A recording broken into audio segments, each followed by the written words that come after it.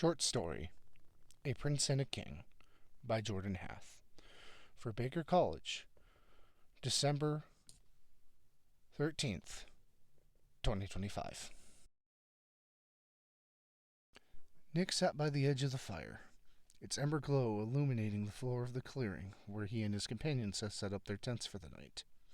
His eyes were fixated on the flames, the movements they made in the open air, like a dance of passion and intensity.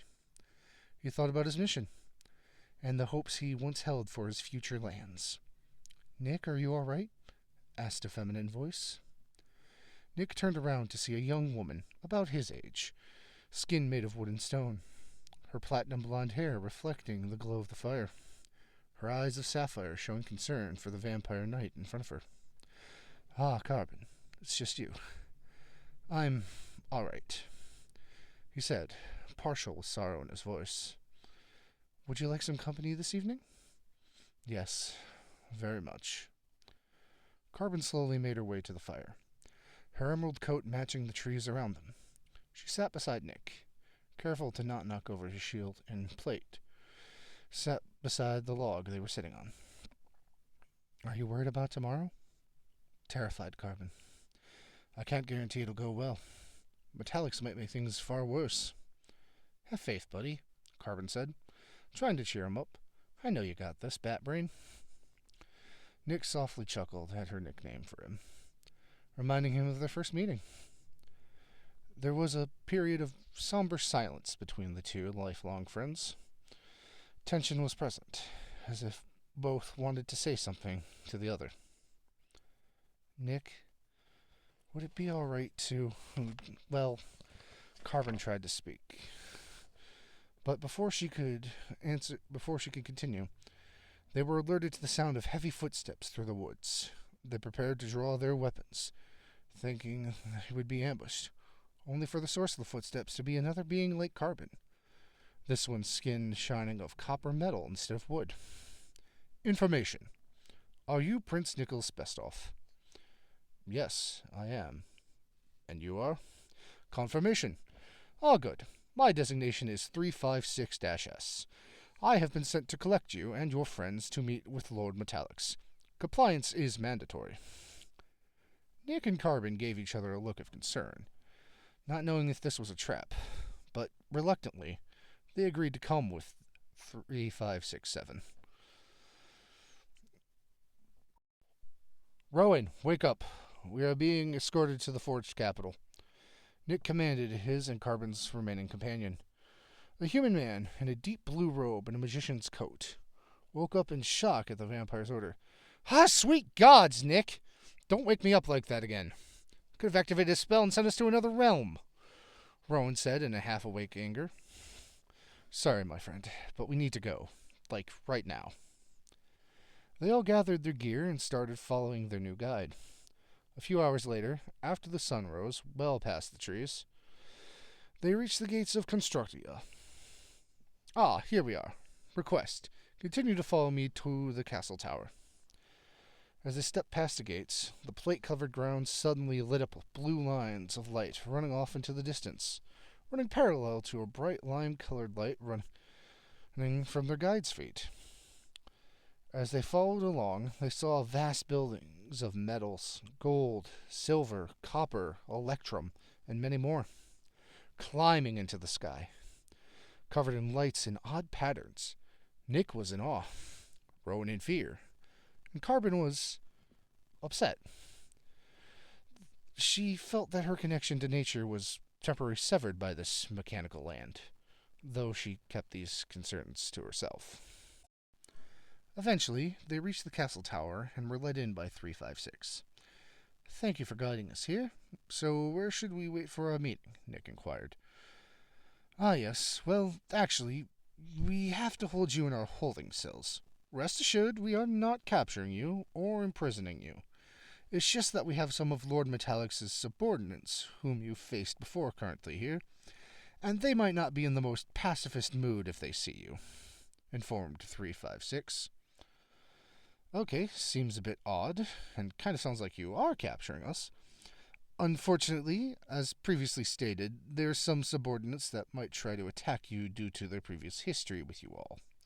The cells are here for your own safety in this case. Rest assured, after your meeting, if all goes well, you will be able to return to Farah and your companions to their own homelands. Reluctantly, Nick and his friends took their places within the holding cells. Carbon was still in shock about the change of scenery around her, and as she walked into her holding cell, designated for her, she was stopped by one of the guards. Lord Metallix actually wishes to speak to you first, Miss Carbon. Why me? Information unavailable. He has not disclosed the reason why with us, but I believe it can't be anything bad, said the guard in an attempt to comfort her. Carbon followed the guard down the hall, where she then stood in front of a massive golden throne, Metallix looking down at her from it. Welcome, Miss Carbon Oakhart. We meet at last, said the golden warforged on the throne. So you're Metallix, you're leader of the Forged? She said in confusion. She had never heard of him being gold-plated. It confounded her, as that's all she knew. Gold was just decorative. Indeed I am. Come, have a seat. I do wish to speak with you in private about some issues involving your clan and our records. With the press of a button on his staff, a chair formed from a liquid metal flowing upward from the floor. While it did confuse her, Carbon did take a seat. Now, said Metallix. Carbon, what do you know about your clan and your history with them? Well, my clan has existed for 1,000 years and mainly consists of dwarven engineers and elven druids. We will protect our home forest from any that try to take it, till our last breath. I see. Quite the belief you have there, responded Metallix, in a tone that seemed to imply interest. First, let me say, I have no intention of harming your clan. Second, how do you believe you and your siblings were created? Carbon then spoke of what she knew of her origin. We were made to protect our woods from a war 20 years ago. Yes and no, Metallix responded. What do you mean, no? Yes, your siblings were made by your clan, but you were not. We built you. Carbon was even more confused. As far as she could remember, she went online with her siblings, the same time and place. Explain yourself. Metallix clarified. We noticed your model and structure were of our style, a forge build. You know the 3-digit number on your right shoulder. Your serial number. 724. Carbon could not believe what she was hearing. You're lying. I know Dad made me. Again, yes and no. Your father did imbue your core with your soul. Your body, however. Computer, pull up all information on Model 724. As soon as his command was received, a large light magic projection of Carbon's body and a mechanical voice then spoke around the room. Model 724, Wood Grain Infiltration Unit. Status, missing, unknown. The purpose of this prototype was to mimic the forms of animals and eliminate high-ranking targets. 1 out of 2 prototypes were created. Carbon fell to the floor. Everything she knew was a lie. How could Dad keep this from her? Her whole life. So many questions ran through her head, but she would not have time to process all of them right now, as Metallix then walked over and said something to her. So, would you like to hear an opportunity I can offer that can benefit you, young Master Nicholas, young Master Rowan, and your clan? Carbon, in the throes of shock and grief, only said one thing. Yes. Good. But for right now, I still need to speak to Nicholas at this moment. For now, return to your cell until you are all released. And I am sorry to drop all of this information onto you. If it would bring you any comfort, you can share this information with you of your origins with your friends. Given what I've heard of them, and my generals have said, I don't think they will change their view of you from this. Carbon then finally reached her cell, tears streaming down her face. Nick noticed and was sure to keep it in the back of his mind for later. Nick now sat in the chamber, focused on the shine of the glittery walls of gold and copper. Solid in color, if not for the odd geometric onyx lines painted on them. "Young Master Nicholas," said a metallic soldier on the other side of the barrier. "Yes." "Lord Metallics will see you now. Come along."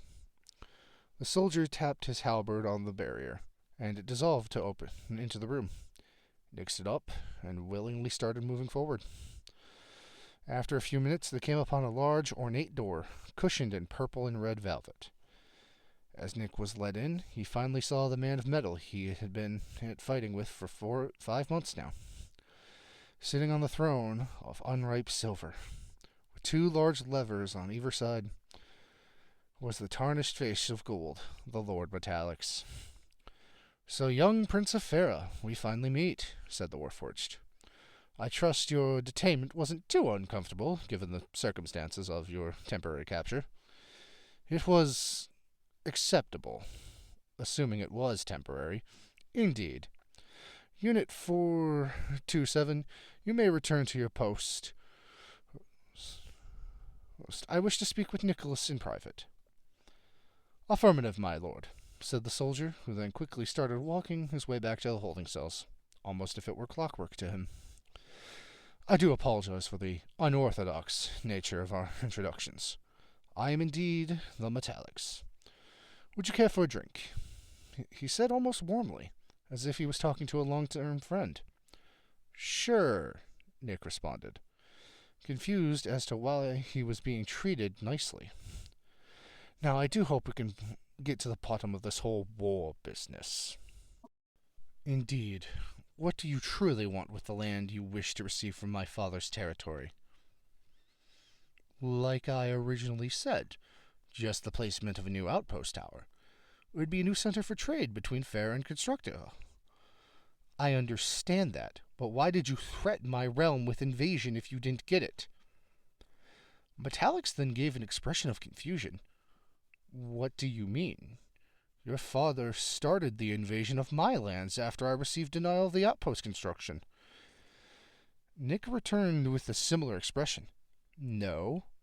My father accepted your request and was excited to help with this initial construction. Did you not receive that message?" Metallics replied in a very concerned tone. "No, we received a denial and it was a declaration of war. It broke my heart that your father would not want a chance to work with his old friend." Nick thought for a moment. He could see that Metallics was also in deep thought. The large throne room was mostly silent for a moment, with only the sound of gears turning and steam hissing from far-off valves.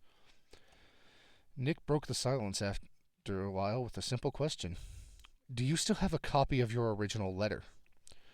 "Yes, I do. Do you as well with your father's?" Nick pulled out 2 letters from his bag. "Indeed I do." Metallics pulled one of his levers. In front of Nick, 2 panels slid apart from each other on the floor, as liquid-like metal slowly rose from the opening, eventually forming into a solid metal desk. Nick placed the letters on the desk. Metallics followed suit. "Wait," said the King in Gold. Wait. Discrepancies. Our leather was tampered with!" "Wait, you're right, and so was ours!" Nick exclaimed in pure shock. Oh, no. We've messed up royally. We need to contact your father and my generals about this," Metallics frantically informed Nick. Nick responded likewise. "That goes without saying. Is there any way we can contact them from here?" Yes, the communications tower. Quickly, young Nicholas. We have to reach it before..." Metallics was stopped mid-sentence by the appearance of another Warforged standing in the doorway to his throne room. A bronze-plated man in a dark blue cloak, with haunting emerald eyes.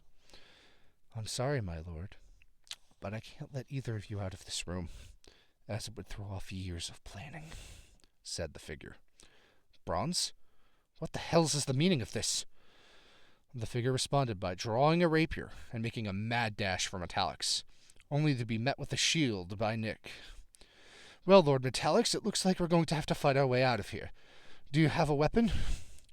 As Nick asked the question, the other lever by the throne ripped out of the ground and connected itself to Metallic's outstretched hand, revealing itself to be a large gear-headed hammer. Indeed I do, smirked Metallic's. On guard, my right hand! Metallic's swing with such incredible force that even Nick was taken aback by the power on display from him. Bronze managed to dodge, but the force generated by the hit did knock him a few feet back, throwing off his stance. Ugh, never mind, it wouldn't be right to scrap you here. I want to see both of your faces break on the day Farah and Constructica fall. I will see you both again soon. Bronze laughed as he then teleported away in a puff of red smoke. Suddenly, all around, alarms and sirens rang out across from the tower. God damn it, he's initiated the complete shutdown. The gates will lock in 30 minutes. Grab your friends and run as fast as you can towards them. Metallic's Nick made a mad dash for the holding cells, smashing open the barriers holding Carbon and Rowan. What the hell's is going on? Both detainees said in unison. Hurry, we must get out of the city before it's too late. We need to get back to Farah and explain what's really happening to cause this war. Metallic's quickly informed them. Draw your weapons. I don't imagine Bronze was working alone here. Carbon prepared her staff. Rowan charged his hands with arcane energy. And now the group of four ran through the halls and corridors of Metallic's home, now unfamiliar to him in the throes of panic and rush, turning these hollowed halls into a maze of chaos and confusion. Eventually, they made it out of the tower and crossed the gates just as they closed, nearly closing on Metallic's floor in the process. The Lord of Metal looked back and he saw the protective walls pouring over the previously welcoming gates, seeing glimpses of his citizens scared and fearful, and of much larger forged, gathering them up into groups, then noting nothing but a solid wall of gold, reflecting the concerned, shocked face of its ruler. Metallic's fell to his knees. He had failed his people, and now an usurper has took his land, his throne, and captured said citizens. After a moment he got up, looked Nicholas in the face, and said, I now am certain of the truth, and I shall join you all in this quest. I must save my people. Welcome aboard, Metallic's. We will save your people, as well as everyone else, Nick reassured him. Please, call me Gold. I fear Bronze has effectively stolen the title of Metallic's from me. Well then, Gold, let's get your kingdom back. Voice recording by Jordan Hath. Illustration by Jordan Hath. Characters portrayed by Jordan Hath.